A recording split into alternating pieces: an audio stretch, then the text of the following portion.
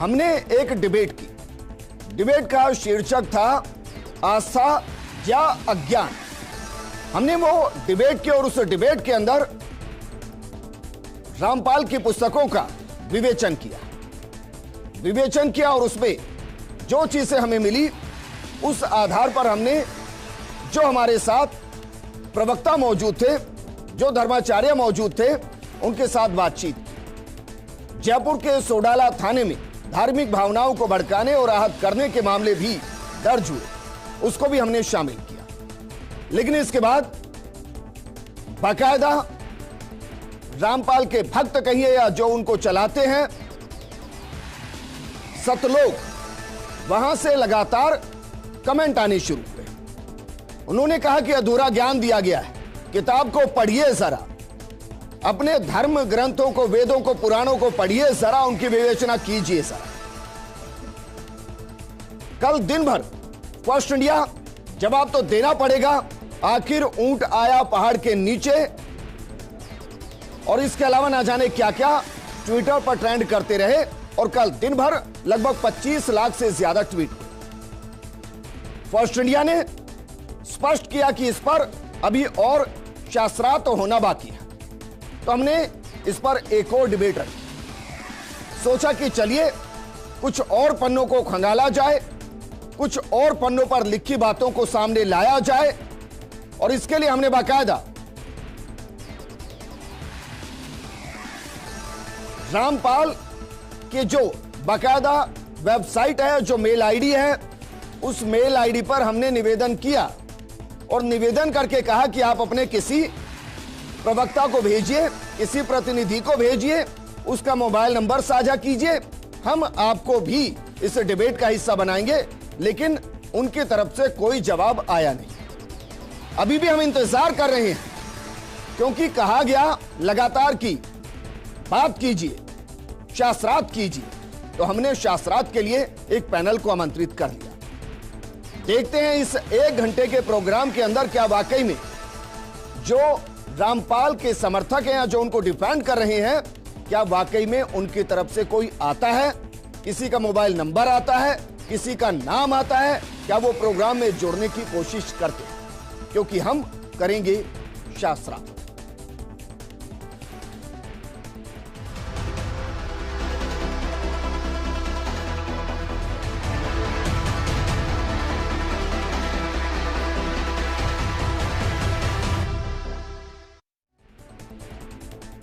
हम कोशिश करेंगे कि उनकी तरफ से भी कोई जुड़े, क्योंकि हमने उनको बाकायदा मेल किया है, सादर आमंत्रित किया है।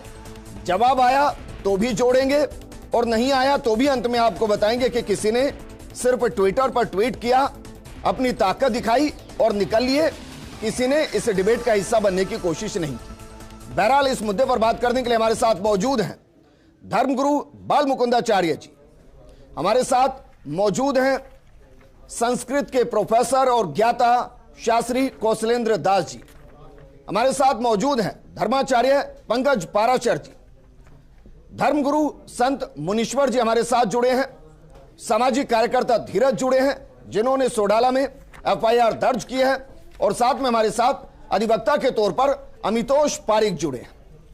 इनके साथ बातचीत करें, लेकिन उससे पहले उस आधार को लेकर आते हैं जिसको हिंदू धर्म में सृष्टि का आधार कहा गया है, जिसे निराकार कहा गया है, जो निरूपम है, जिसका कोई स्वरूप नहीं है, जो शिवलिंग है।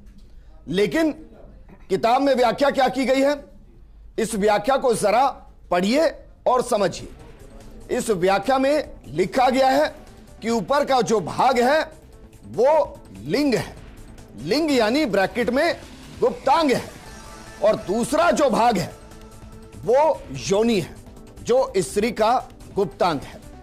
तो चलिए अब यहीं से चर्चा को शुरू करते हैं और इसी पर सबसे पहले बात करते हैं। सबसे पहले बात करेंगे, क्योंकि संस्कृत के शब्द हैं, तो कौशलेंद्र दास जी आपके साथ। भाई ये कहा जा रहा है और इसके पीछे के तर्क ये दिए जा रहे हैं कि स्त्री और पुरुष की पहचान किससे होती है, लिंग से होती है। तो वो कह रहे हैं कि गुप्तांग का मतलब वही लिंग जिसको आप समझ रहे हैं। तो मैं तो सवाल एक और कर गया कि आपने किस योनि में जन्म लिया है, हालांकि उसका जवाब मिला नहीं, लेकिन आप जरा बताइए क्या है। सोलंकी जी, ये मुझे लगता है कि बहुत ही नासमझी के कारण जिस प्रकार का उन्होंने प्रत्युत्तर प्रस्तुत किया है वह न केवल अस्वीकरणीय है, अस्वीकार्य है, बल्कि वह हास्यास्पद और है। मुझे तो यह आश्चर्य हो रहा है कि रामपाल जी के नाम से जो तमाम लोग उस कुछ बोल रहे हैं, और ट्वीट पे मैंने भी वो वीडियो देखा, उसमें इतने अपदार्थ और इतनी अशास्त्रीय चर्चा है कि मुझे लगता है कि कदाचित हम यहाँ कुछ कहेंगे वो उसको समझ भी पाएंगे, ये भी अपने आप में एक बड़ी भारी बात है जी। हम बात करते हैं, देखिए मैं विश्वविद्यालय में जब हम लोग पढ़ाते हैं और पढ़ाते हैं, हमारे यहाँ कोई भी बातें हवाई नहीं होती है। हमारे बातें जब रिसर्च होता है, अनुसंधान होता है, वह तथ्य और तर्कों के आधार पर कोई भी व्यक्ति अपनी बात को कहता है।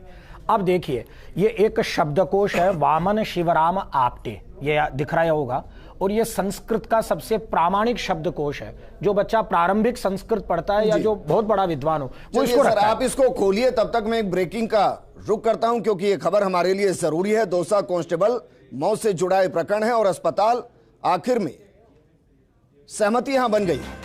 परिजनों और पुलिस प्रशासन के बीच में सहमति बनी है। 5 घंटे की समझाइश के बाद सहमति बनी। शव लेने को परिजन राजी हो गए। तो ये राहत की खबर, क्योंकि जिस तरीके की संवेदनाएं पूरे राजस्थान की इस वक्त हैं, उसमें हर कोई चाहता है कि सहमति बने, क्योंकि हमारे कांस्टेबल का शव है जिसने मुठभेड़ के दौरान अपनी जान गंवाई है। ये पुलिस के लिए भी क्षति है, ये राजस्थान के लिए भी क्षति है, और परिवार के लिए तो यकीनन क्षति है। 5 घंटे समझाइश के बाद सहमति बनी है। शव लेने को परिजन राजी हो गए।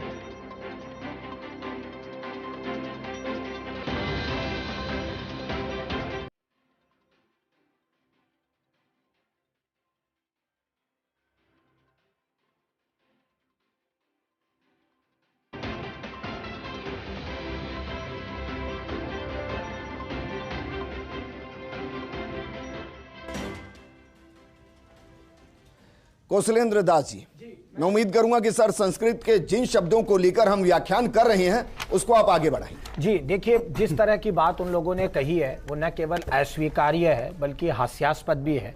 मैं भी बता रहा था कि वामन शिवराम आपटे का जो संस्कृत शब्दकोश है वह सर्वाधिक प्रामाणिक शब्दकोश है, और मैं उसको पढ़ रहा हूं। वहां लिंग शब्द का क्या अर्थ है वो आप देखिए।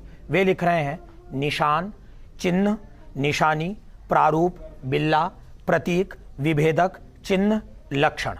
ये देखिए, ये अब ये वही नहीं लिख रहे हैं, महाकवि कालिदास अपने रघुवंश में प्रयोग कर रहे हैं, यति पार्थिव लिंग धारिणौ। एक बात, मोनियर विलियम्स ने 1851 में जो इंग्लिश संस्कृत डिक्शनरी कंपाइल करी, उसमें जो लिंग शब्द का अर्थ मोनियर विलियम्स लिख रहे हैं, वो लिख रहे हैं ए mark, a sport, A sign, A token, A beige. अब आप देखिए, ऐसा नहीं है कि इस शब्द को लिंगी शब्द की हमारे यहाँ इतनी चर्चा है सोलंकी जी कि मुझे जानकर के आश्चर्य हो रहा है। और यदि 1 मिनट के लिए उनकी बात को हम मान लेते हैं, वो कह रहे हैं कि साहब ये तो पुरुष जननेंद्रिय है। अरे पुरुष जननेंद्रिय है तो उसमें जननेंद्रिय की कोई आकृति नहीं है।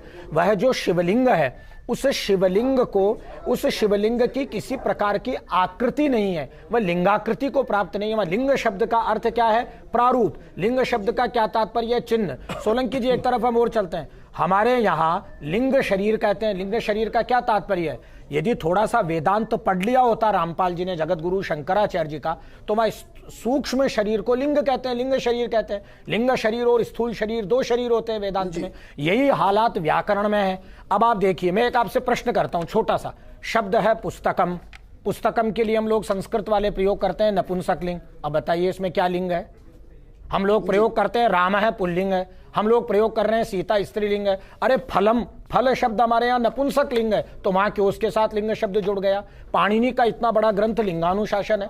इसलिए मुझे ये लगता है, मैं पुनः इस बात को दोहरा रहा हूं, हमारे धर्माचार्य जो डिबेट में दिख रहे हैं, टीवी पे दिख रहे हैं, जिनके चेले दिख रहे हैं, इनके साथ सबसे बड़ी समस्या यह है कि इनको संस्कृत का प्रारंभिक ज्ञान भी नहीं है। इसलिए जब ये व्याख्या करते हैं, ये इतनी गलत व्याख्या कर देते हैं, जो आम लोग तो उससे भ्रमित होते हैं, और संस्कृत पढ़ने वाले बेचारे हम लोग जो हैं पढ़ने पढ़ाने वाले, हम उससे सिर पीटते हैं कि ये भले आदमी बोल क्या रहे हैं। एक बात में सोलंकी क्या रहे हैं मैं बताऊं, सोलंकी जी में एक और चीज सुनिए सर, क्योंकि ये कहा गया कि भाई इस पुस्तक को पढ़िए। मैंने बड़ी हिम्मत करके इस पुस्तक को पढ़ने की कोशिश की, क्योंकि मैं पहले पन्नों के बाद चल नहीं पाया, लेकिन फिर भी मैं इसके पेज नंबर 19 तक पहुंचा जी। पेज नंबर 19 पर क्या कुछ लिखा हुआ है ये जरा मैं पढ़ रहा हूं, इसको समझिए। उसके पेज नंबर 19 पर लिखा है कि विवरण श्री शिव महापुराण में शब्दाशब्द लिखा है।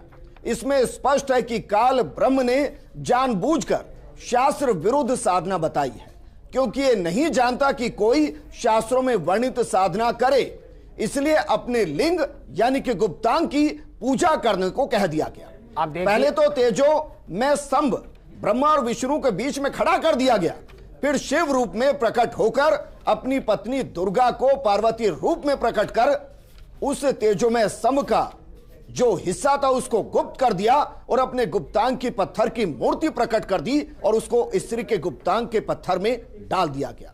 और ब्रह्मा तथा विष्णु से कहा कि यह लिंग तथा लिंगी रखकर नित्य पूजा करनी है। इसके पश्चात ये बेशरम पूजा, मैं शब्द इस्तेमाल कर रहा हूं जो लिखा है इसमें, अपनी तरफ से एक भी शब्द इस्तेमाल नहीं कर रहा मैं। इसके पश्चात ये बेशरम पूजा सब हिंदुओं ने देखा देखी शुरू कर दी। आप हैं जिसमें मंदिर में शिवलिंग को देखते हैं, उसके चारों तरफ स्त्री इंद्री का चित्र शिवलिंग प्रविष्ट होते दिखाया गया है, और यह पूजा काल ब्रह्मा ने प्रचलित करके मानव समाज को दिशाहीन कर दिया। वेदों तथा गीता के विपरीत साधना की जा रही है, यह इसके अंदर लिखा हुआ है। बाल मुकुंदाचार्य जी, इस विवरण को पढ़कर कैसा लग रहा? सोलंकी जी, बहुत मन आहत है, क्योंकि अब तक ऐसा रहा है कि शास्त्र जो अध्ययन किए हैं, वेदांत पढ़ा है, वो तो कभी भी ऐसी चर्चा नहीं करते, न इस प्रकार की बातें लिखते। ये जो भी रामपाल जी सज्जन है, इस समय तो ये एक बड़ी यात्रा में है, सभी को पता है, और ये कहीं ना कहीं इनके कर्म का ही दंड है।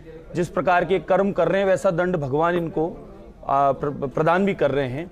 शिवलिंग की पूजा अर्चना साइंस भी है, विज्ञान भी है, और शिवलिंग का जैसा भी कौशलेंद्र जी ने कहा कि संस्कृत की भाषा में उसका भावार्थ समझाया, व्याकरण की माध्यम से भी समझाया, तो इनको तो समझाना भी मूर्ख कहते हैं कि ज्ञानी को भी बोलना बेकार है और अज्ञानी को बोलना भी बेकार है जी। तो इनको क्या बोले और क्या समझावें।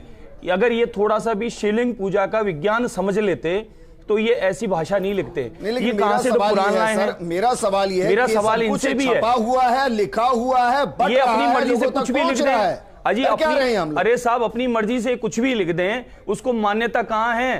प्रमाणिक कैसे मान लेंगे? वो कुछ भी कह रहे हैं, वो तो ऐसे अंधभक्तों को अज्ञानता प्रदान कर रहे हैं और कबीरदास जी को और बदनाम कर रहे हैं उनका फोटो लगाकर, और स्वयं ही भगवान बने बैठे हैं और अपनी मर्जी से अपनी लेखनी से कुछ भी लिखे जा रहे हैं और कुछ भी बोले जा रहे हैं। इन्होंने रामचरितमानस के लिए भी बहुत कुछ उल्टा सीधा लिखा था, और रामचरितमानस के लिए जब लिखा था तभी मैंने कई बार अपने पत्र पत्रिकाओं में, टीवी चैनल्स पे कहा था कि ये व्यक्ति जिस प्रकार की भाषा का उपयोग ले रहा है, ये देखना कहीं ना कहीं हनुमान जी महाराज ही इसको दंड देंगे, और वो दंड हुआ और ये खुद उस दशा में फंसा और आज ये भोग रहा है। तो हम लोग इनके शास्त्र को प्रमाण नहीं मानते। फर्स्ट इंडिया इस प्रोग्राम को क्यों कर रहा है? मैं धन्यवाद देता हूं फर्स्ट इंडिया को। इसलिए कर रहा है क्योंकि जब हमने प्रोग्राम किया तो 25 लाख से ज्यादा लोग इसके समर्थन में थे सर, और वो कोई और नहीं थे, वो हिंदू थे।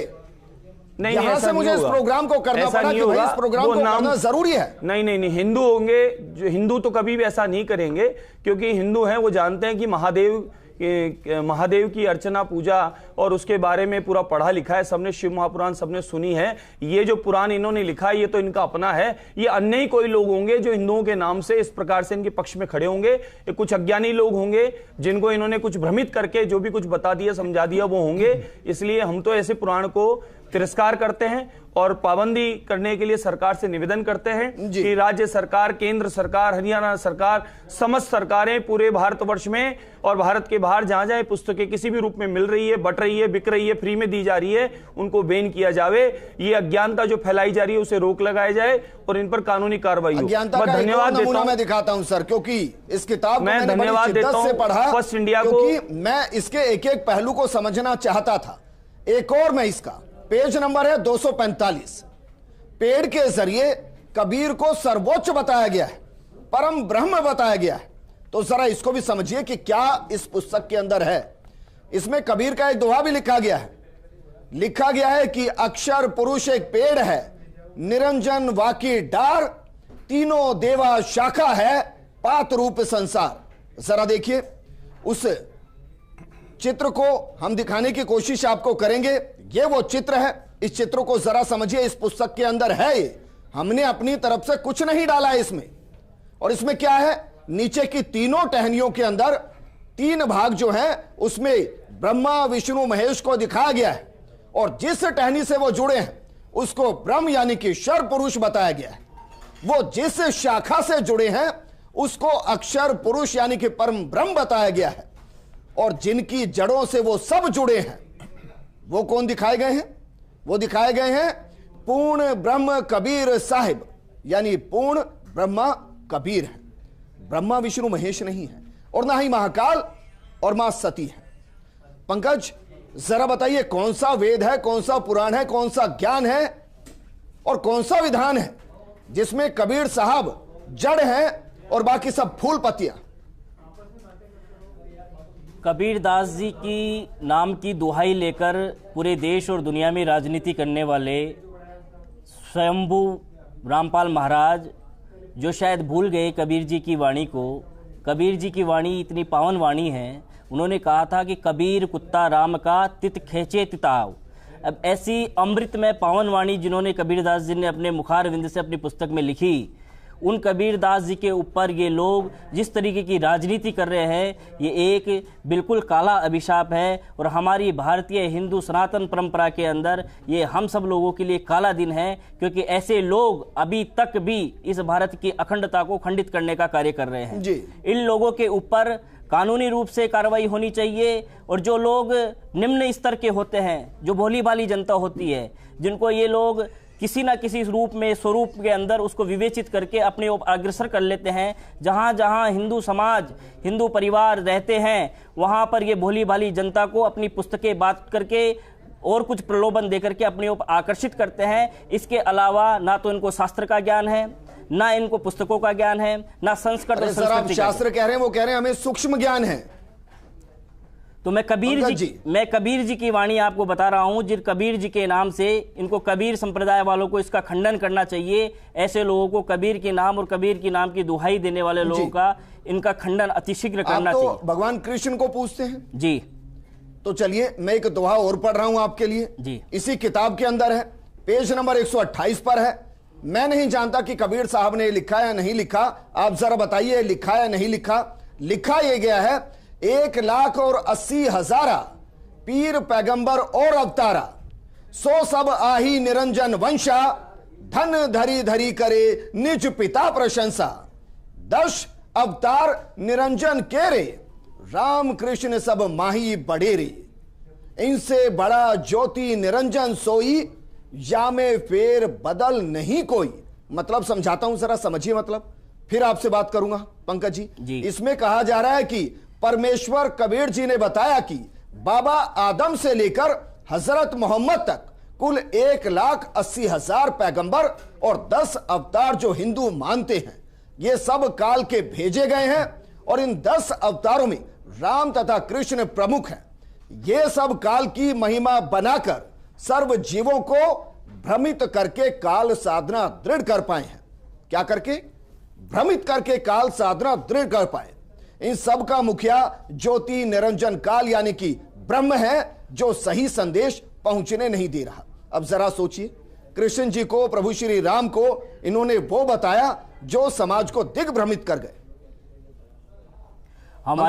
हमारी अरबों वर्ष पुरानी हमारी संस्कृति है, जिसका भारत में वर्णन है। वेद है, वेदांग है, उपनिषद है, पुराण है, और ये सब चीजें ऑथेंटिक है। वैज्ञानिक अनुसंधानिक संदर्भों के द्वारा इन सब के ऊपर अलग अलग रिसर्च किए हुए हैं, और सबका एक ऑथेंटिक लिव है। और ये हमारी हिंदू धर्म संस्कृति को मजबूत करने का कार्य कर रहे हैं। इस तरीके की पुस्तक लिखना और पुस्तकों में इस तरीके से वर्णन करना, ये जनमानस के अंदर भ्रम को पैदा करना है। स्वयंभू रामपाल महाराज अपनी ख्याति प्रसारित करना चाहते हैं, इसके मूल के अंदर जनता को सिर्फ भ्रमित करना चाहते हैं। राम और कृष्ण करोड़ों करोड़ लोगों की आस्था का एक बहुत बड़ा आराध्य है। लेकिन जिस दोहे का जिक्र किया उस दोहे पे भी प्रकाश डालिए, ये दोहा है या नहीं है? ये मैं निवेदन कर चुका हूं विजेंद्र जी, इन्होंने स्वयंभू हैं, ये अपनी खुद की पुस्तक है, इनको ना इनके ऊपर ज्ञान का कोई अवसाद है, ये तो स्वयं अपना मनगढ़ंत जो भी प्रोपेगेंडा इन्होंने बना रखा है वो पूरी की पूरी कहानी है, और इनके काले कारनामों की ही सजा आज ये पा रहे हैं। जी धीरज जी जरा बताइए, एफआईआर क्यों दर्ज करा दी? अभी तक तो किसी को दिक्कत हुई नहीं थी, कोई किताब ऐसा तो है नहीं परसों छपी और आज आई, ये तो सालों से चली आ रही किताब है। विजेंद्र जी, फर्स्ट इंडिया न्यूज़ के माध्यम से मैं सबको बताना चाहूँगा, आज से सही 2 साल पहले जुलाई 2021 में भी हमने इन्हीं किताबों पर सेम ये एफआईआर सेम थाने में, सोडाला थाने में दर्ज की थी जी, जिस पे कुछ समय के अनुसंधान के बाद एफआईआर लगा दी गई। एफआईआर का कानूनी प्रोविजन होता है कि एफआईआर दर्ज तब होती है जब उसमें कुछ तथ्य होते हैं, अदरवाइज उसको जीरो रिपोर्ट मान के खुर्द-बुर्द कर दिया जाता है। जब अभी लेटेस्ट में हमने उस दिन ये एफआईआर दर्ज कराई है, पूरा अनुसंधान हुआ है, अधिकारियों ने, सोडाला थाना अधिकारी ने, सबने इसको जांचा परखा है, उसके बाद ये विधिवेत्ताओं के सहयोग से हमने प्रॉपर एफआईआर दर्ज कराई है। उस एफआईआर के बाद मैं सिर्फ एक बात कहना चाहूँगा कि मुझे गर्व है कि मैं एक सनातनी हिंदू हूँ। मेरा धर्म, मेरी संस्कृति मुझे अपने धर्म के साथ सभी धर्मों का सम्मान करना सिखाती है। इस पुस्तक में मेरे धर्म का अनादर हो रहा है, वो मैं कतई बर्दाश्त नहीं करूँगा। रामपाल नाम में राम जरूर है, राशि तो राम की भी वही थी और रावण की भी वही थी, पर उनके कृत्य थे, उनके कर्म थे जिन्होंने राम को मर्यादा पुरुषोत्तम बनाया और रावण को नीच नराधम बनाया। तो ये रामपाल, इसे महाराज कहना उचित होगा या नहीं होगा, ये कानून तय करेगा। मुझे पुलिस प्रशासन पर पूरा विश्वास है, न्यायपालिका पर पूरा विश्वास है। मैं सिर्फ मेरे धर्म के लिए संघर्ष कर रहा हूं और वो बिल्कुल सही कर रहा हूं। फिर से एफआईआर लग गई, फिर संघर्ष करेंगे। संघर्ष करने के लिए हमारे लिए कोई मनाही थोड़ी है जी। और ऐसे कैसे एफआईआर लग जाएगी? हम बाकायदा इस बार विधिवेत्ताओं को, पिछली बार हमारी एक कमजोरी रही कि हमने एडवोकेट्स की पूरी प्रॉपर कानूनी सलाह लेकर प्रॉपर फॉलोअप नहीं किया, लेकिन इस बार हमारे साथ अच्छे एडवोकेट्स, अमितोष जी भी मेरे साथ रहे हैं उस दिन पूरे दिन, अच्छे एडवोकेट्स पूरे इसके साथ एक टीम बनाकर साथ काम कर रहे हैं। एडवोकेट विनोद जी भी उस दिन हमारे साथ रहे। कई सारे एडवोकेट्स ऐसे हैं जो कि प्रॉपर अपने धर्म की रक्षा के लिए, सनातन की रक्षा के लिए अमितोष कार्य कर रहे हैं। यही बताइए भाई, ये किताब तो छपी हुई है और ना जाने कितने लाख लोगों के पास होगी, कितने लोग इसको सही मान रहे होंगे, और सही का मतलब यह है कि ना वो वेद मान रहे होंगे, ना पुराण मान रहे होंगे, ना शास्त्र मान रहे होंगे, और ना संस्कृति को मान रहे होंगे। वो जिसको मान रहे होंगे वो रामपाल और उनका ज्ञान है। अब जरा बताइए कि कानून कहता क्या है जब इस तरीके से व्याख्या की जाती है, इस तरीके से चीजों को बदला जाता है, तो उसको रोका कैसे जाता है? जी विजेंद्र जी, सबसे पहले तो जो मैं शुरू करता हूं, तो मैं ये शुरू करता हूं कि के Abbas versus the union of India and another 24 सितंबर 1970 का सुप्रीम कोर्ट ने केस था। उस केस में क्लियर कर दिया था कि religion is a belief and not faith. इसको क्लियर करने का रीजन ये था कि मेरी आस्था है और मेरी आस्था को आप किसी भी तरह से हानि नहीं पहुंचा सकते, इसलिए के अब्बास के केस में आया। बात आती है कि कानून इसके ऊपर क्या कहता है। जो एफआईआर दर्ज हुई, एफआईआर दर्ज हुई थी, मैंने पुनः कहा था 153 और 295 ऑफ आईपीसी। अब मैं एक बार 295 आईपीसी का स्टेटमेंट बोलता हूं, डेलिब्रेट एंड मैलिशियस एक्ट्स। जब ये डेलिब्रेट और मैलिशियस एक्ट्स होते हैं तो आपके आधार ही नहीं बनता कि आप किसी भी धर्म की अवहेलना करें या उनको हानि पहुंचाए, इसलिए इसको अपराध में रखा गया और 295A करा गया। जब आप 153A पढ़ेंगे विजेंद्र जी, तो 153A में लिखा है जब किसी भी ग्रुप के बीच में एनिमोटी होती है या किसी ग्रुप्स के बीच में रिलीजन किसी तरह से एनिमोसिटी होती है और हानि पहुंचाई जाती है। अब इसको ग्रुप्स क्यों कहा है? ग्रुप्स इसलिए कहा है कि जरूरी नहीं मैं किसी धर्म से आता हूं और किसी और धर्म का ही व्यक्ति मेरे धर्म को हानि पहुंचाए, अपितु अगर ही हमारे ही एक धर्म के हैं और उसके बावजूद भी डिफरेंट विचारधारा के होकर मेरे ही धर्म के ऊपर में किसी तरह की हानि टिप्पणी पहुंचा रहे हैं, तो मैं 153 ऑफ आईपीसी के अंदर में उनके ऊपर मुकदमा दर्ज करा सकता हूं। अब आती आस्था। तो आस्था तो मैं बताता हूं, कानूनी इसमें आस्था की बात करता है। क्यों करता है विजेंद्र जी? आज आपके समक्ष लेके आया हूं part 3 of constitution of India का एक चित्र। इसमें ऊपर बना है राम राज्य और राम जी सीता जी को पुष्प विमान में लेके जा रहे हैं। जब आपके भारत के संविधान में जहां से हर वो कानून निकला है जिसकी आप व्याख्या करते हैं, उसी में ही राम को दिखाया गया है, तो राम काल्पनिक नहीं है। और कबीर का तो मुझे दोहा भी याद आ गया कि राम राम की लूट है, लूट सको जितना लूट लो। तो ये तो आस्था है ना विजेंद्र जी। लेकिन अब आस्था के बाद एक और बात मैं करता हूं, अगर एक समय आप मुझे दें तो मैं एक केस लॉ आपके सामने रखना चाहता हूं। उस केस लॉ का है S Rangarajan etcetera versus P Jagjivan Ram, 30 मार्च 1989। इसके पैराग्राफ में लिखा है the ethical code teaching which is a general human morality and wisdom besides which they have the concept of धर्म। धर्म क्या है? यही है, धर्म है सनातन, जिसमें सुप्रीम कोर्ट ने 1995 दिसंबर 11 को ये कर दिया था अपने जजमेंट में कि धर्म है सनातन और Sanatan is a way of life है। और आपको याद है इसमें जिसने जजमेंट दिया था उसमें से एक क्रिश्चियन भी थे, और उसके बावजूद भी क्या गया, तो ये हमारा वे ऑफ लाइफ है, ना ये मजहब है ना ये पंथ है। जिस कबीर की आप बात करते हो तो संत थे, और संत ने राम नाम की लूट के ऊपर में कहा है, राम की व्याख्या करिए, भारत का संविधान राम को करता है। तो किसी भी संत या संप्रदाय में किसी भी धर्म को आस्था आहत पहुंचाना आप आपराधिक कानून में है, और इसीलिए पुलिस ने विजेंद्र जी अब ये कह रहे हैं कि जो कबीर को भी मानते हैं उनको रामपाल को नहीं मानना चाहिए। यह उनका विशेष अधिकार है, उनका विचार है। लेकिन आप देखिए विजेंद्र जी, दो डिफरेंस है, एक शिकायत में और एफआईआर में। सबसे बड़ा डिफरेंस क्या है? जब शिकायत दर्ज होती है section 2 clause D of code of criminal procedure 1973 में, 2 ऑफ 1974, उसमें बात कही है अनुसंधान किया जाता है कि इसको मुकदमा दर्ज करे या नहीं। लेकिन जहां मुकदमा दर्ज होता है, माने जहां एफआईआर दर्ज हो गई, वहां पे प्रथम दृष्टया जब अपराध प्रमाणित होता है उसके बाद ही मुकदमा दर्ज किया जाता है, और उसके बाद कार्रवाई करी जाती है, अनुसंधान नहीं करा जाता, जांच नहीं करी जाती, उस पर प्रथम दृष्टया कार्रवाई होती है। इसलिए अगर प्रशासन ने इस पर मुकदमा दर्ज करा है तो यह फैक्ट है कि आप धार्मिक आस्थाओं को आहत पहुंचा रहे थे, और किसी भी संत में हमारे साथ बने रहिए। हमारे साथ धर्मगुरु संत मुनीश्वर जी भी जुड़ गए हैं, उनके पास भी जाएंगे, लेकिन उससे पहले एक छोटे से ब्रेक के लिए रुक रहे हैं। हम ये डिबेट इसलिए कर रहे हैं ताकि कानून के नजर से आपको समझ में आए कि क्या सही और क्या गलत, आपको संस्कृत के हिसाब से समझ में आए कि क्या सही और क्या गलत, आपको धर्म के आधार पर समझ में आए कि क्या सही और क्या गलत, वेद पुराणों के हिसाब से समझ में आए कि क्या सही और क्या गलत। एक छोटे से ब्रेक के बाद जल्द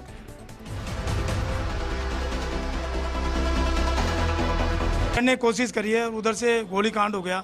तो मैं सबसे पहले तो कहना चाहता हूँ राजस्थान पुलिस में ऐसे लोगों को ऐसे सुरक्षा कवच देनी चाहिए जिससे उनकी मृत्यु नहीं हो।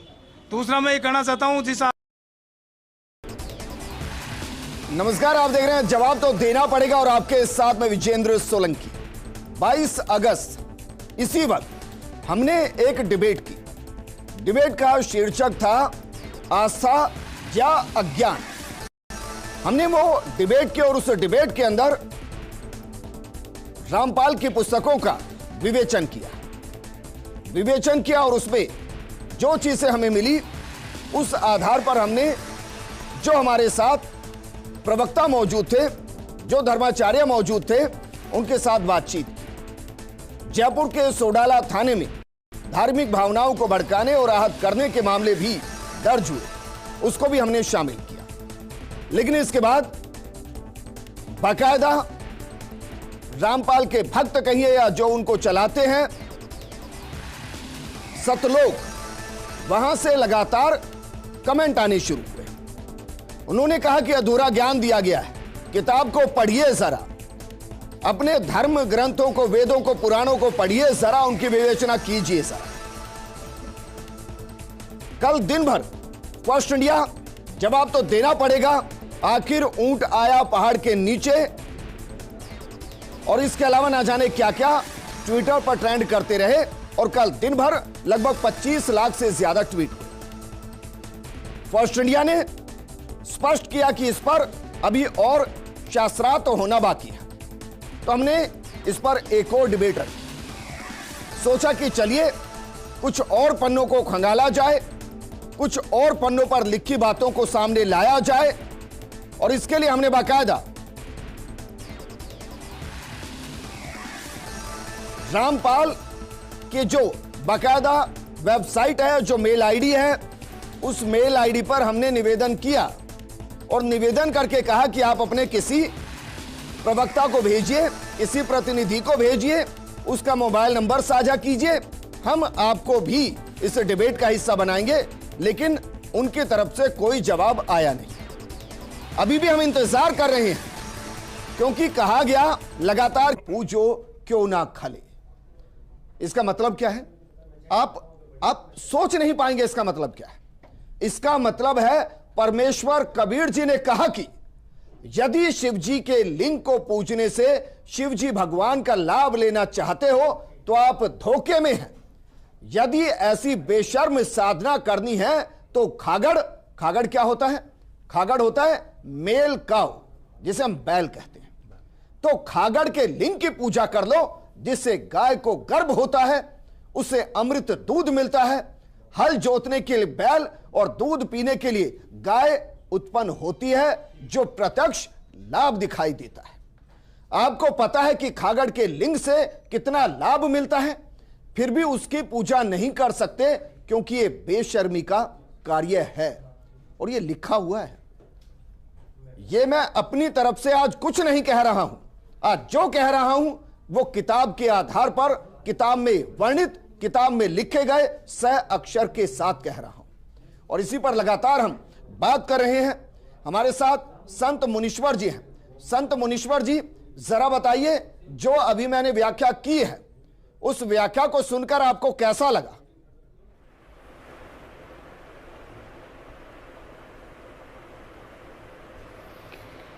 पहले तो मैं फर्स्ट इंडिया न्यूज का धन्यवाद देना चाहता हूं कि ऐसे मुद्दे को आपने उठाया जो हमारे सनातन धर्म में एक बहुत बड़ी गंदगी फैला रहे थे, विकृत मानसिकता की सोच को फैला रहे थे। और स्टूडियो में आए हुए हमारे सभी धर्माचार्यों को मेरा वंदन है जी। सबसे बड़ी बात है कि ऐसे ना जाने कितने स्वयंभू रामपाल जैसे इस भारत देश में हुए हैं और आगे भी होते रहेंगे, पर सनातन धर्म के ऊपर में आघात करने वालों का हश्र अंतोगत्वा बहुत ही बुरा होता है, जो कि वो स्वयं सोच नहीं सकते। कबीरदास जी महाराज हमारे रामानंद संप्रदाय के 12 प्रधान शिष्यों में जगत गुरु रामानंद जी के एक थे। और उनके गुरु भाई श्री धन्ना जी महाराज, जिस गद्दी पे मैं विराजमान हूँ, धन्ना पीठाधीश्वर के रूप में मैं जहाँ विराजमान हूँ, तो उनके विचार हमारी रामानंद संप्रदाय से संबंधित विचार उनके रहे हैं। और एक सिद्धांत होता है हर किसी धर्म का, हर किसी संप्रदाय का एक सिद्धांत होता है। और हमारे सामने कौशलेंद्र जी बैठे हुए हैं, इनको बखूबी मालूम है कि हम लोग कबीर जी, रैदास जी, पीपा जी, सैन जी, धन्ना जी, ये सभी विशिष्टाद्वैत सिद्धांत के पालने वाले, उनका मानने वाले रहे हैं। और विशिष्टाद्वैत सिद्धांत को जो मानते हैं, और हमारे रामानंद संप्रदाय के जितने भी संत हैं, उनसे परंपरा से जो भी आते हैं, वो सभी एक शास्त्रोक्त पद्धति जो हमारी चलती आ रही है अनादिकाल से, उसी के तहत पूजा अर्चना, अनुष्ठान, यज्ञ, हवन, अभिषेक इत्यादि करते हैं। लेकिन रामपाल इसी को तो गलत बता रहा है सर। मेरा सवाल आपसे यही है मुनीश्वर जी, कि जो मैंने पढ़ा है वो रामपाल की किताब में लिखा है, वही पढ़ रहा हूं मैं, और ये ना जाने कितने लोगों तक पहुंचा है। इसको रोकेंगे कैसे अगर ये गलत है तो?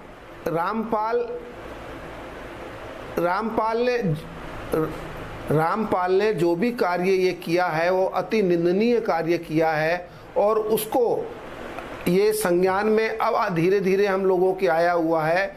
हम लोग पूरा पुरजोर विरोध करते, और सेंटर गवर्नमेंट से भी इसके लिए हम लेटर लिख करके कि इसकी इन कार्रवाइयों को, इन किताबों को बैन करवाया जाए। और हरियाणा सरकार से भी हम लोग इसके निवेदन करेंगे, और कानून सम्मत जो कार्रवाई हमारे राजस्थान में, जैसे अभी पंकज जी ने बताया, कानूनी सम्मत कार्रवाई जो होगी वो किया जाएगा, और हरियाणा में भी की जाएगी और दिल्ली में भी की जाएगी। अभी आपने इस बात को उठाया और हम सभी लोगों को इस बारे में जानकारी दी है, तो इससे हम सब लोगों को एकजुटता होकर के और इनके खिलाफ में कार्रवाई करने का अवसर मिला है।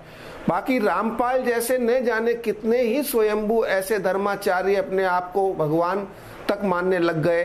कबीरदास जी महाराज ने कभी आज तक ऐसा नहीं कहा जो आज इन्होंने विचार प्रकट कर रहे हैं। कबीर जी की तो वाणी ही इतनी आज अपने आप के अंदर में, हर युग के अंदर में और हर धर्म के लोगों के लिए इतनी सुंदर है कि उसके अंदर न तो कोई जाति पाति का भेद है, न किसी धर्म का भेद है। हर एक मानव के लिए उन्होंने एक मानवता की एक सीख दी है, उन्होंने एक रास्ता दिखाया है मानवता को। तो इसलिए रामपाल जैसे लोगों के ये दुष्ट कर्म जो हैं, इनकी सजा इनको मिलेगी, इसमें ठीक कोई है, शंका बाल नहीं है। मुकुंदाचार्य जी, उनको तो सजा मिल रही है सर, देशद्रोह के केस में अंदर हैं।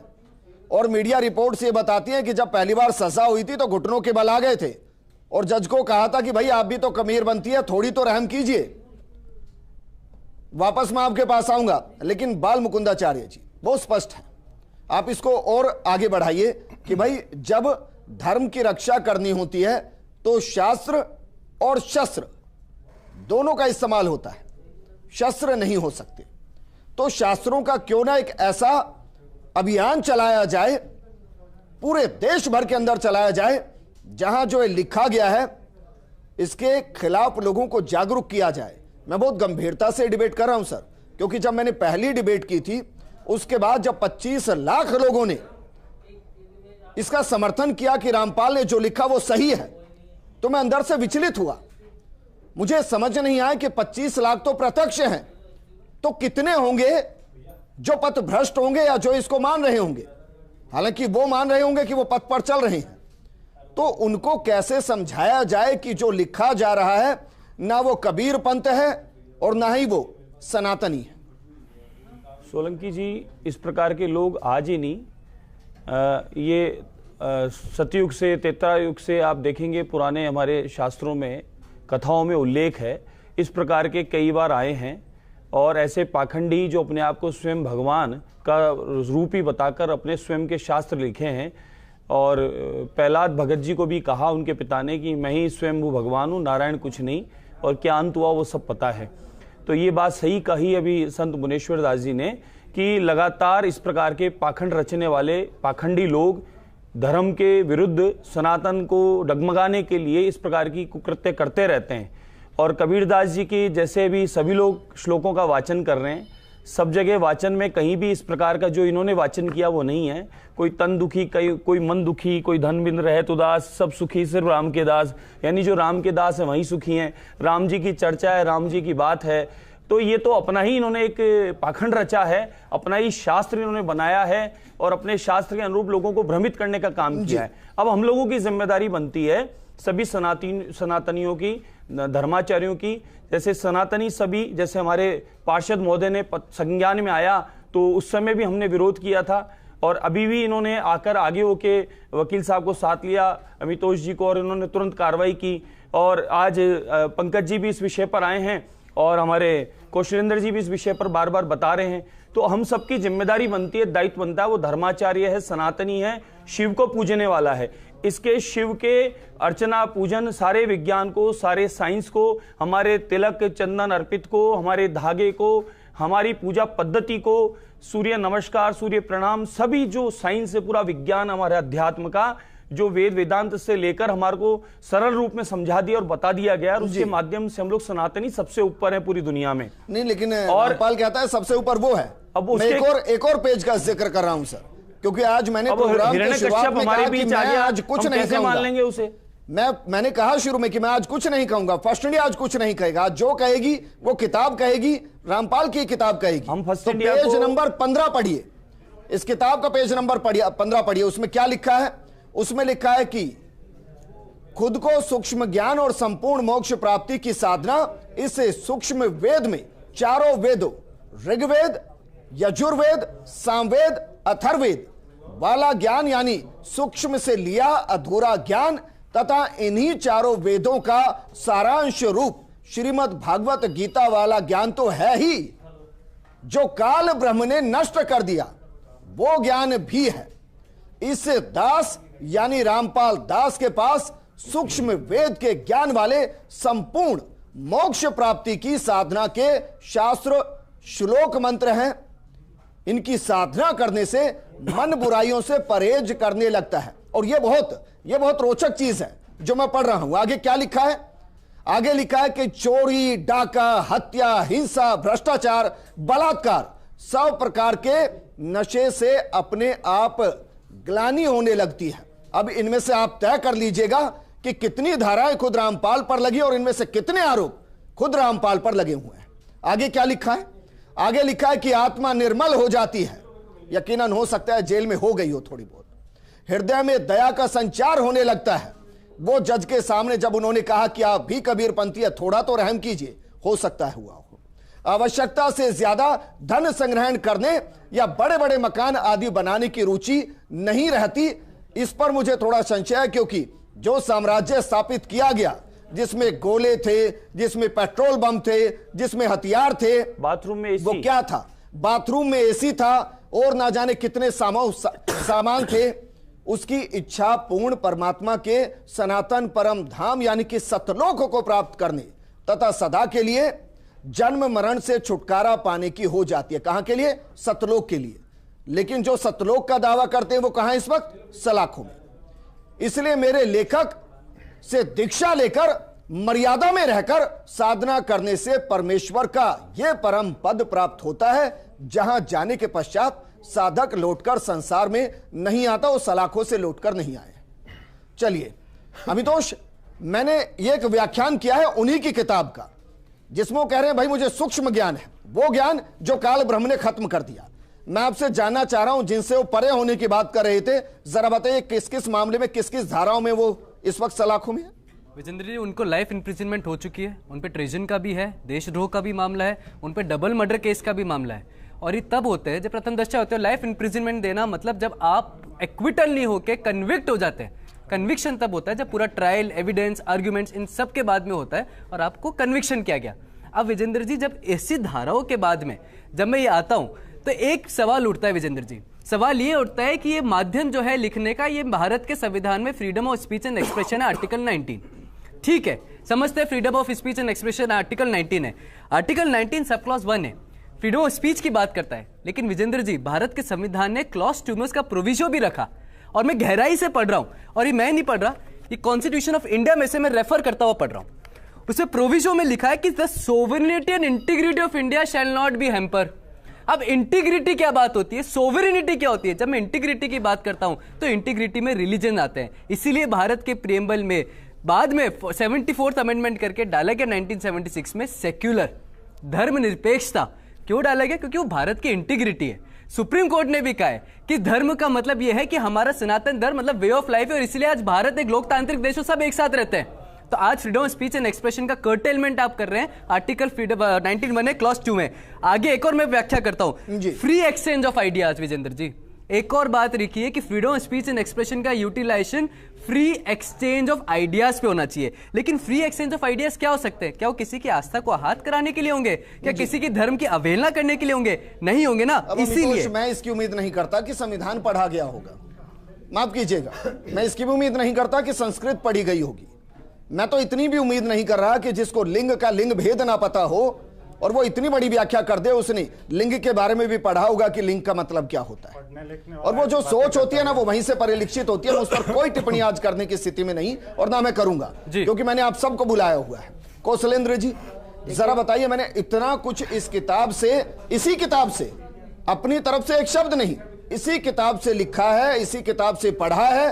जरा बताइए, इतना कुछ लिख दिया गया है और किसी को कोई जानकारी नहीं। आश्चर्य की बात यह है कि भारतीय आध्यात्मिक गगन में सूर्य के समान चमक रहे महात्मा कबीर दास जी का नाम जिस प्रकार से इन्होंने मतलब उपयोग में लिया, ये बहुत हास्यास्पद है।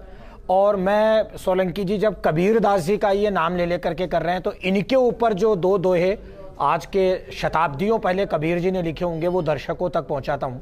महात्मा कबीर दास लिख रहे हैं, गुरु लोभी सिस लालची दोनों खेले दाव, दोनों बूढ़े बापुरे चढ़ी पाथर की नाव, जा गुरु ते भ्रम नहीं मिटे मन की व्यथा न जाए, सो गुरु झूठा जानिए त्यागत देर न लाए। कबीर कह रहे हैं, जो अतथ्यों को रखता हो, अशास्त्र की बात करता हो, मनमर्जी की बात करता हो, अपनी इच्छाओं को धर्म के नाम से, संतों के नाम से प्रयुक्त करता हो, जैसा पूज्यपाद श्री मुनीश्वर दास जी महाराज ने अभी कहा, और उन्होंने बहुत अच्छी बात कही। मुझे लग रहा है ये बात जानी चाहिए लोगों तक कि कबीर दास जी उस परंपरा के हैं। मैं कह रहा हूं वो तो नकली कबीर पंथी हैं। कौशलेंद्र दास के माथे पे जो तिलक लगा हुआ है, ये कबीर पंथ का टीका है। कबीर पंथी तो हम हैं, ये कहां से कबीर पंथी आ गए? कबीर पंथी, कबीर दास जी महाराज तो हमारे पूर्वाचार्य हैं रामानंद संप्रदाय के, ये कब से कबीर पंथी होने को आए? तात्पर्य यह है कहने का कि इस प्रकार के जो स्वयंभू हैं, कुकुरमुत्ते के टाइप जो पैदा हो गए हैं लोग धर्म में। और मैं कहना चाहता हूं फर्स्ट इंडिया न्यूज को धन्यवाद देकर के कि कुंभादि पर्वों में हमारे अधिकृत धर्माचार्य जगत गुरु शंकराचार्य जी महाराज, जगत गुरु रामानंदाचार्य जी महाराज, निम्बारकाचार्य जी, वल्लभाचार्य जी, मध्वाचार्य जी, इन सब संतों को मिलकर के, और एक प्रसंग में दर्शकों तक पहुंचाना चाह रहा हूं जो बहुत महत्वपूर्ण है। आपको जानकारी में है कि कुरुक्षेत्र में माघ शुक्ल एकादशी के आसपास गीता जयंती पर वहां गीता जी का बहुत बड़ा आयोजन होता है जो हरियाणा सरकार करवाती है। 2 वर्ष पहले मैं स्वयं वहां पर था वक्ता के रूप में। वहां पर इनके भक्तों ने जब इनकी पुस्तकों को बांटना शुरू किया तो संतों ने, महात्माओं ने, विद्वानों ने उसका विरोध किया। ये मैं आपको सरकारी डॉक्यूमेंट बता रहा हूं। पुलिस आई, पुलिस की कार्रवाई हुई, सरकार, हरियाणा सरकार इतनी परेशान हुई कि उन्होंने कुरुक्षेत्र विश्वविद्यालय में विद्वानों की एक कमेटी बनाई और कहा कि भाई आप लोग ये बताओ, आप लोग संस्कृत विभाग के प्रोफेसर हो, कि ये जो लिख रहे हैं ये भारतीय धर्म परंपरा, संस्कृत साहित्य इसके अनुरूप है या प्रतिकूल है। आपको बता देता हूं, और इस चैनल के माध्यम से कल जो उनका प्रवचन सुन रहा था, उस कमेटी ने इनके खिलाफ रिपोर्ट देते हुए कुरुक्षेत्र विश्वविद्यालय के प्रोफेसर्स ने यह कहा कि रामपाल जी जिस पुस्तक को लिख रहे हैं और जिस पुस्तक को प्रचारित किया जा रहा है, यह पुस्तक भारतीय शास्त्र परंपरा के अत्यंत प्रतिकूल है, अतः इसे तुरंत प्रभाव से रोका जाना चाहिए। यह मैं आपको 2 वर्ष पुरानी कुरुक्षेत्र विश्वविद्यालय की रिपोर्ट बता रहा हूं। कमाल की बात यह है, खुलेआम बिक रही है, अब ये हमारे हाथ में है। और ये देखिए सोलंकी जी, नहीं शुल्क बांटी जा रही है, 10 रुपए 15 रुपए में। और मैं धीरज जी को ये भी कहना, मैं सोलंकी जी धीरज जी को, मुझे अच्छा लगा कि भाई 1 मिनट सर, सतलोक से किसी का रिएक्शन नहीं आया। मैं इंतजार कर रहा था इस प्रोग्राम में कि हमने ऑफिशियली उनको मेल किया है कि आइए बताइए क्या सही था इसमें, कोई रिप्लाई नहीं आया।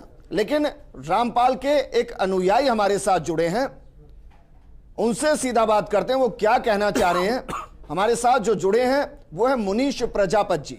मुनीश जी, फर्स्ट इंडिया पर आपका स्वागत है। को आपने कॉल किया, चलिए शायद फोन कट गया, हम कोशिश करेंगे आए कम से कम। नहीं, मैं कोई तो आए सामने। मैं एक बात सोलंकी जी कहना चाह रहा था कि जो एफआईआर धीरज शर्मा जी ने सोडाला थाने में दर्ज करवाई है कुरुक्षेत्र विश्वविद्यालय की, वह रिपोर्ट सोडाला थाने को जरूर पहुंचानी चाहिए कि वहां का विश्वविद्यालय इनके साहित्य को फर्जी, ठीक है। मेरे पास वक्त की कमी है, मैंने इंतजार किया कि भाई सब जुड़े हमारे साथ, सतलोक से भी कोई जुड़े, लेकिन कोई जुड़ा नहीं। पंकज, ये सवाल मैं इसलिए आपसे कर रहा हूं क्योंकि युवाओं की जिम्मेदारी ज्यादा होती है जी, और आप एक युवा धर्माचार्य हैं जी, आपकी जिम्मेदारी और ज्यादा बढ़ जाती है जी। क्योंकि जहां बाकियों का काम खत्म होगा, जहां मुनीश्वर जी का काम खत्म होगा, वहां से आपका काम शुरू होगा जी।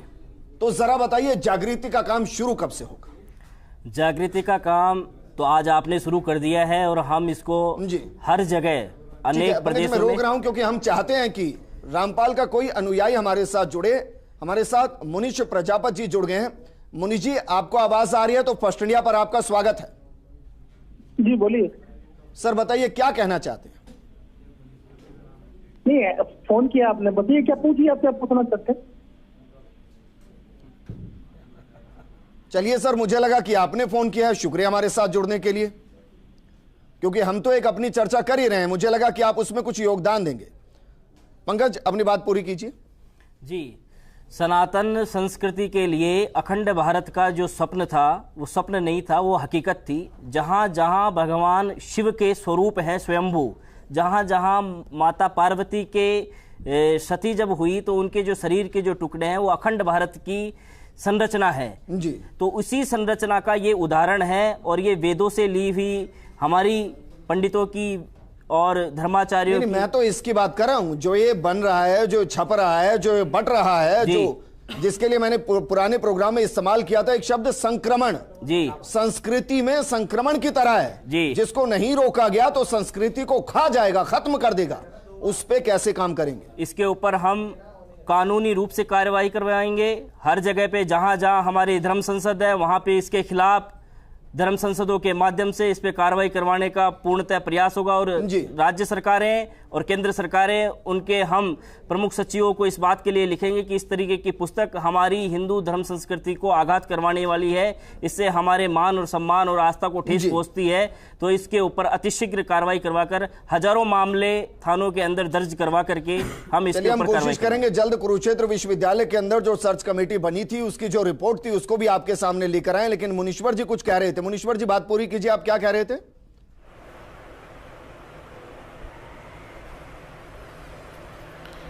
मेरा कहना इतना ही है कि आज हम सभी सनातन धर्मियों को जरूरत है ऐसे लोगों का पुरजोर खुलेआम विरोध करने की, और आज हम जहां जैसे हैं उसी जगह से अपना विरोध दर्ज करें और कानून सम्मत कार्रवाई करने के लिए हमारे आए हुए पैनलिस्ट जो भी हैं वो साथ में सब मिलकर के, और मैं इस बात का पूरा सहयोग और समर्थन देने के लिए तैयार हूं कि जहां भी हम लोगों को चलना पड़े इस पुस्तक को बिल्कुल बंद किए कहीं दोबारा दिखाई ना दे, और ऐसा चेष्टा दोबारा कोई ना करे, ऐसी इनके ऊपर में कार्रवाई कराएंगे। क्योंकि हम लोग ऐसी रामानंद संप्रदाय जो भव्य परंपरा को एक भव्य विचार मानवता के रास्ते दिखाने वाला एक संप्रदाय है। कबीर जी के मैं गुरु भाई की गद्दी से हूँ, और हम लोगों से ज्यादा कबीर जी को कोई नहीं समझ सकता। ये रामपाल जैसे कुकुर मुत्ते जो कल पैदा हुए हैं और परसों जेल चले गए, और ये लोग हमारे धर्म पे, भगवान शिव पे, भगवान राम पे, भगवान कृष्ण पे ऐसे आक्षेप जो कर रहे हैं, मन घड़ंत जो मैं टिप्पणी नहीं कर रहा हूं आज, लेकिन फिर भी हो सकता है कि भाई उनका जो सूक्ष्म ज्ञान है, सूक्ष्म का मतलब महीम और सबसे छोटा भी होता है, तो उनका जो ये सबसे छोटा ज्ञान है, हो सकता है उसमें मोक्ष का रास्ता सलाखों से होकर जाता हो। भाई ये भी हो सकता है। विजेंद्र जी, इन लोगों के अनुयायी वास्तविक रूप से बेचारे गरीब लोग हैं, उनको इन लोगों ने गांव-गांव में बरगलाया है। आपने देखा होगा कि मध्य प्रदेश के आदिवासी इलाके, चाहे राजस्थान के आदिवासी इलाके। क्लोजिंग से पहले इसी पुस्तक का एक और भाग आपके लिए पढ़ रहा हूं और अपने दर्शकों के लिए पढ़ रहा हूं। यह पेज नंबर 130 है। इस पर क्या लिखा है?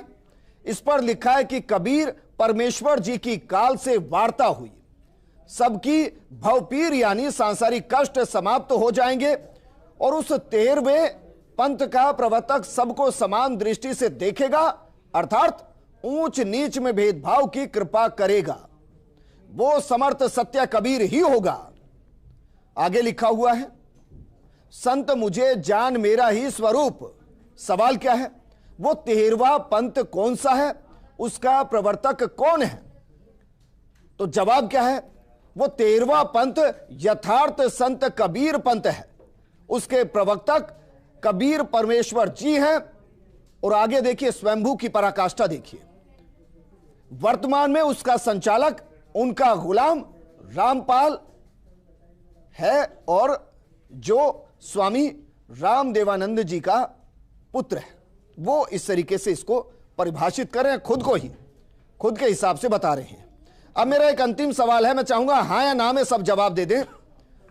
अमितोष, आपके हिसाब से इस किताब का क्या करना चाहिए? मुझे फाड़ देनी चाहिए या सजोकर घर में रखना चाहिए? और 13 अखाड़ों के अनुयायी ही पूरे भारत में हर संप्रदाय के रूप में फैले हुए हैं, और 13 अखाड़ों से अलग कोई पंथ नहीं है, कोई यानी कि संप्रदाय नहीं है, कोई धर्म नहीं है जी। हमारे 13 मुनीश्वर जी, मैं आपसे पूछ रहा हूं, चलिए आपसे शुरू करते हैं। बताइए, मेरे हाथ में वो पुस्तक है, मैं क्या करूं? इसको फाड़ दूं या हाथ में रखूं, सजो कर रखूं? जी नहीं, अभी आपको इसको संभाल करके रखना है, और हम लोगों को ये कार्रवाई के लिए एक पुस्तक हमारे सबूत के रूप में हमको कोर्ट के लिए चाहिए ना। ऐसे सर कई पुस्तकें मिल जाएंगी आपको जी। और हमने इन्होंने धीरज जी ने शायद सोडाला में भी जमा कराई है, 2 साल पहले भी कराई थी, और इस बार भी 2 बोरे भर के जमा कराई है। विजेंद्र जी, सभी धर्माचार्यों की जिम्मेदारी है वो संपूर्ण भारतवर्ष में, भारत के बाहर जहां भी इस प्रकार के लोग पाखंडी हैं जो कबीरदास जी और अन्य संतों को बदनाम कर रहे हैं, या उनके नाम से इस प्रकार की पुस्तकें, आप इसको फाड़ें, काटे, कुछ भी करें, लेकिन इसमें कबीरदास जी का कहीं कहीं नाम है और इसमें कबीरदास जी का चित्र भी है, तो उनके प्रति हमारा सबका सम्मान है। कबीरदास जी को हम सब लोग मानते भी हैं और उनको सुने और पढ़े भी हैं, लेकिन ये उनके नाम से मिथ्या और किस प्रकार का पाखंड जो रचा है, इस व्यक्ति ने गलत रचा है। ऐसे 25 लाख लोग आप कह रहे हो, मुझे नहीं लगता ये होंगे, हो सकता है इन्होंने कोई लोग, इसलिए भी नहीं फाड़ूंगा क्योंकि इसमें शिवलिंग है जी। 25 लाख लोगों के बीच हमें धर्माचार्यों को जाना है। साथ जुड़ने के लिए बाकी मेहमान हमारे साथ जुड़े, आपका भी शुक्रिया। हमने इंतजार किया। अमूमन हम ये डिबेट आधे घंटे की करते हैं, लेकिन आज हमने इसे 1 घंटे की किया। इसलिए किया कि हो सकता है कि रिप्लाई आने में देर हो जाए तो हम उनको जोड़ सके, लेकिन सतलोक से अभी तक किसी का रिप्लाई नहीं आया है, किसी का जवाब नहीं आया है। इससे आप अंदाजा लगा सकते हैं कि जो कह रहे हैं वो खुद भी उसका स्पष्टीकरण देने की स्थिति में नहीं है। और यह शास्त्रार्थ हमने इसीलिए किया ताकि आपको समझ में आए कि कानून क्या कहता है, आपको समझ में आए कि वेद पुराण क्या कहते हैं, आपको समझ में आए कि शिवलिंग जो कि निराकार है उसका विज्ञान क्या कहता है। और जो खुद के बारे में कहते हैं कि सूक्ष्म ज्ञान है उन्हें, सूक्ष्म का मतलब जितनी हिंदी उनकी लिंग को लेकर है, सूक्ष्म का मतलब अति छोटा, जिसको शायद नग्न आंखों से देखा भी ना जा सके, शायद वही उनका ज्ञान है जिसकी वजह से सलाखों में है। नमस्कार।